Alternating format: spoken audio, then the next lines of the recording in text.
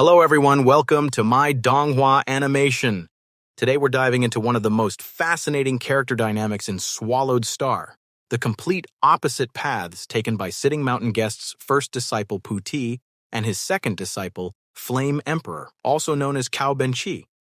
These two represent everything about how character matters, more than talent, and their choices didn't just shape their own fates, they determined the destiny of entire races. If you're new here, hit that subscribe button. All right, let's dive into the story and see what happens. Okay, so let's start with where these two came from, because understanding their origins makes everything else make so much more sense. Puti's journey is honestly incredible when you think about it. He wasn't born special or marked by destiny.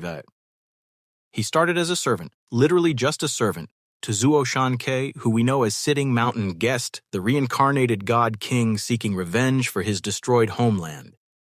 For countless eras, Puti just served faithfully, cultivating silently without any complaints or expectations. Here's what makes this amazing. After all those years of dedication, Puti actually broke through to become a universe master. That's when Sitting Mountain Guest formally accepted him as his first disciple.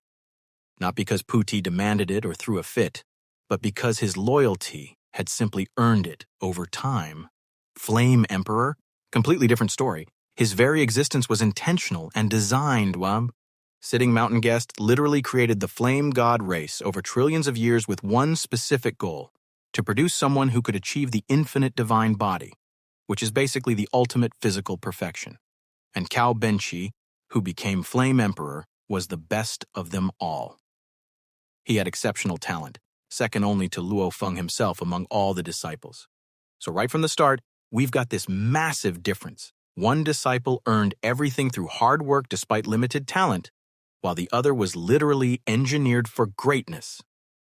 Now let's talk about their personalities, because this is where things get really interesting.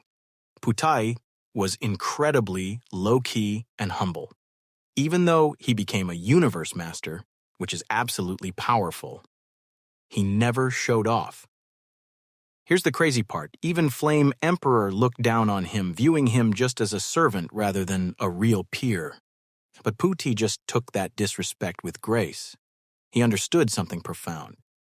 True strength isn't about demanding recognition, it's about being worthy of it without needing to ask. Flame Emperor was the exact opposite. Since he started cultivating, he never failed at anything. Nobody at his level could rival him, which made him fearless but also arrogant. He respected nobody because in his mind, nobody was worthy of his respect.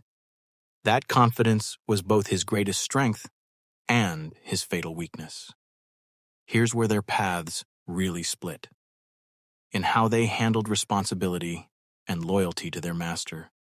Sitting Mountain Guest gave Puti probably the most important job possible: managing Star Tower while waiting for a suitable successor.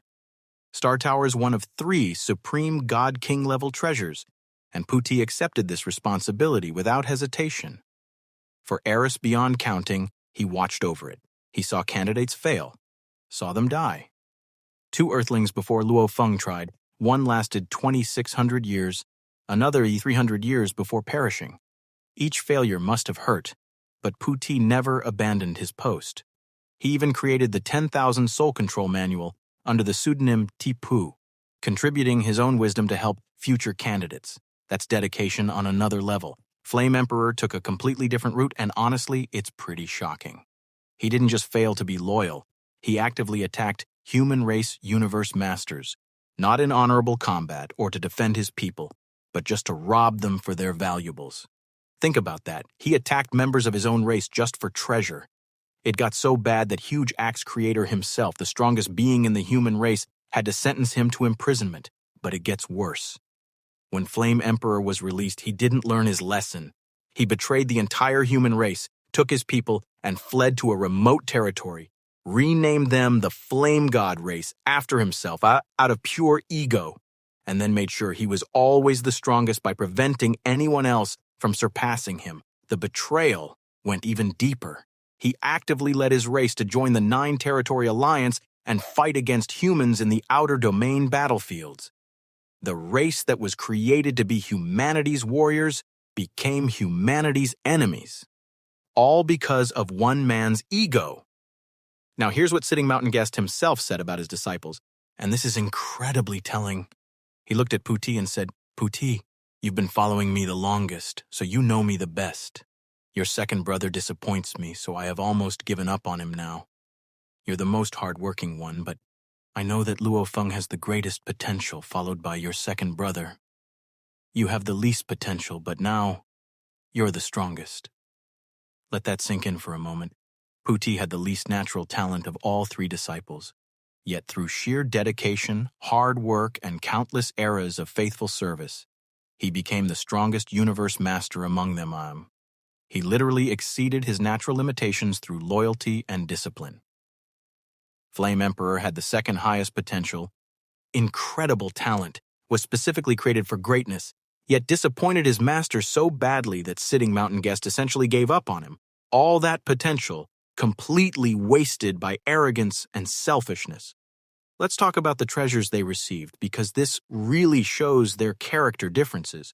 Flame Emperor was gifted incredible treasures: the original soul and the robbery force armor, both extreme pinnacle arcana created by a god king.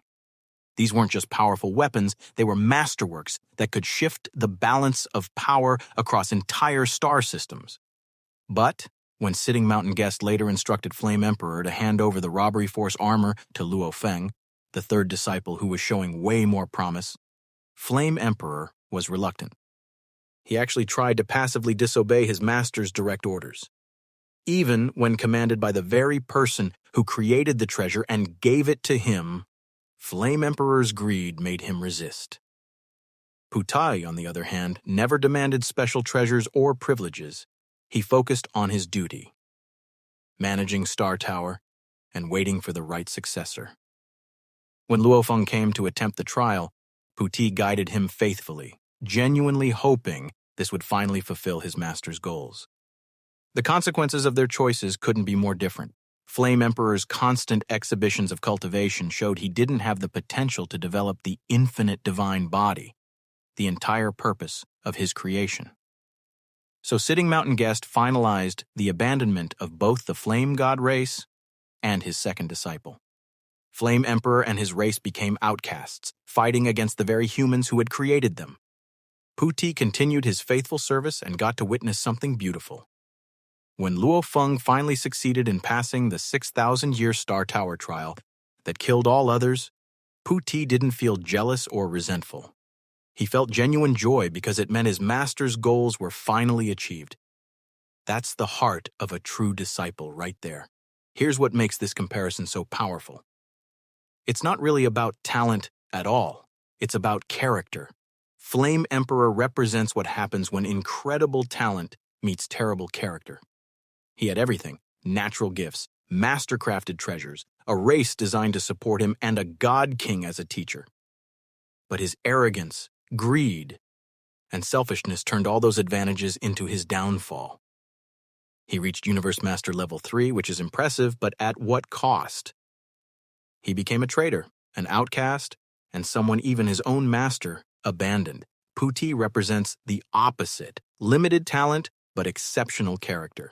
He started as a servant, had the least potential, yet became the strongest through dedication. He never sought glory, never demanded special treatment, never betrayed his master's trust. And in the end, he got to witness the fulfillment of his master's grand plan when Luo Feng succeeded. The universe of Swallowed Star is brutal and pragmatic. Power matters immensely. But this comparison shows us something deeper. Sustainable power, the kind that leads to true success, requires more than just talent. It requires loyalty, humility, and the willingness to serve something greater than yourself. Think about it this way. Flame Emperor sought power to elevate himself and lost everything that mattered. Puti sought to fulfill his master's goals and gained respect, strength, and the satisfaction of seeing those goals achieved. When Sitting Mountain Guest evaluated his disciples, he saw this truth clearly. Luo Feng had the greatest potential. Flame Emperor had exceptional potential. Puti had modest potential. Yet Puti was the strongest, and Flame Emperor was the disappointment. Why? because potential is just possibility, not guarantee. What transforms potential into reality is character. Talent provides the raw material, but character determines the final product. Puti's character, his loyalty, humility, and dedication, allowed him to extract every drop of potential from his limited talent. He spent the longest time by his master's side, and that time wasn't wasted. He observed, learned, comprehended. His strength grew through steady, purposeful cultivation. Flame Emperor's character, his arrogance, paranoia, and greed, prevented him from ever reaching his full potential, despite exceptional talent. His unwillingness to be inferior to anyone meant he was unwilling to truly learn. His paranoia made him see rivals everywhere. His greed isolated him from the support systems that could have helped him advance. So in the end, who was the more successful disciple? The incredibly talented one who became a traitor, or the humble servant who became a universe master through sheer dedication? The answer is pretty clear. Both disciples achieved universe master level. Both were powerful beyond ordinary dreams. Both had access to their master's wisdom and resources, but only one truly succeeded. Puti succeeded because he understood that cultivation isn't just about accumulating power, it's about refining character. A heart filled with loyalty, humility, and purpose will always carry you further than a heart filled with arrogance, paranoia, and greed. Flame Emperor failed because he saw cultivation as a ladder to climb with himself always at the top. He never understood that true cultivation is about transcendence, not transcending others, but transcending your own limitations and ego. The story of Puti and Flame Emperor teaches us that talent without character is like a sword without a wielder. Impressive, but ultimately useless. The brightest flames can consume themselves first if they burn without direction. And loyalty and humility aren't weaknesses, they're strengths to be cultivated. Most importantly, in the endless pursuit of power, the measure of a cultivator isn't how much strength they gather, but what they do with that strength. Do they use it to elevate themselves above others? Or do they use it in service of something greater? Puti chose service and achieved the most despite having the least talent. Flame Emperor chose supremacy and achieved far less than his potential promised because his cultivation was entirely self-centered. So that's the complete comparison between these two fascinating disciples. Two men serving the same master with completely opposite approaches to power, loyalty, and legacy. Here's what I'm curious about. Do you think talent matters more than character? Or does character ultimately determine how far talent can take you? And if you were in Sitting Mountain Guest's position, which disciple would you be more proud of? Drop your thoughts in the comments. If this comparison helped you understand these two characters and their contrasting paths better, hit that like button and subscribe to my Donghua animation for more in-depth Donghua analysis. Don't forget to ring that notification bell so you never miss an episode breakdown.